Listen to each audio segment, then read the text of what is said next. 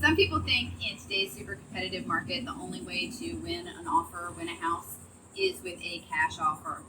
That is true in this market. Multiple offers and cash offers do win the day. However, there are other strategies we can use to help you win your house of your dreams. One of them is removing contingencies that the sellers hate from the offer, such as home repairs.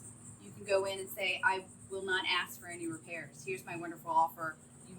I won't come back to you asking for more money. You can also set a bar where if the house does not appraise for that amount, you are willing to pay X amount of dollars. Now with this contingency, you will need to have cash in reserve, but it is a way to present a strong offer to the seller that's not necessarily 100% cash. If you have any questions about this or any other home buying needs, I am always here to help. Give me a call when you have a moment. Thanks.